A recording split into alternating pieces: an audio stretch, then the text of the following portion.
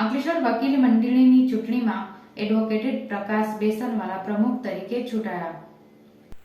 Ankleshwar court સંકુલ ખાતે શુક્રવારના રોજ અંકલેશ્વર વકીલ મંડળની ચૂંટણી યોજાઈ હતી, જેમાં એડવોકેટ પ્રકાશ બેસનવાલા તેમજ એડવોકેટ સમીર વકાની વચ્ચે પ્રમુખ પદ માટે ચૂંટણી યોજાઈ હતી, જ્યારે સેક્રેટરી પદ માટે જબીઉલ્લા શેખ તેમજ રીદ્ર ભરથાણિયાની વચ્ચે ચૂંટણી થઈ હતી.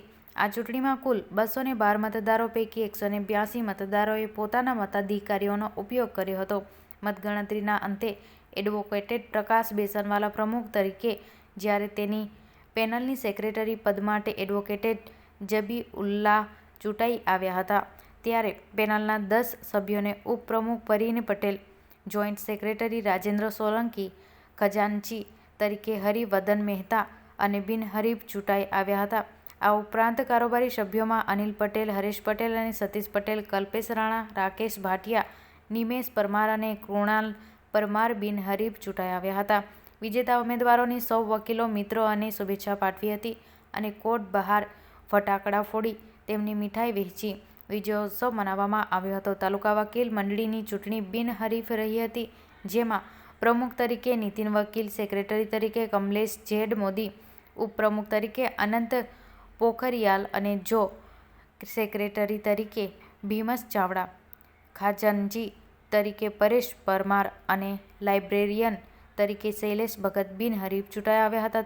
તમામ તાલુકા મંડળના વકીલો સભ્યોને બિનહરીફ ચૂંટી લાવવા બદલ પ્રમુખ, નીતિન વકીલ અને હોદ્દેદાર દ્વારા આભાર વ્યક્ત કરાયો હતો. આજ રોજ અંકલેશ્વર વકીલ મંડળના વર્ષ 2024ના હોદ્દેદાર ચૂંટણી યોજાઈ હતી, જેમાં કુલ 212 વોટર્સ હતા. જે વોટર્સો પૈકી 182નું મતદાન થતાં, જેમાં પ્રમુખ અને સેક્રેટરી બેના હોદ્દા માટે ચૂંટણી હતી, જેમાં પ્રમુખમાં મારો 82 વોટથી વિજય થયો છે. સરસાઈ મેળવીને મારો વિજય, અને મારી સાથે સેક્રેટરીમાં જબીઉલ્લા શેખ જે ટોટલ વોટથી વિજય બનેલા છે.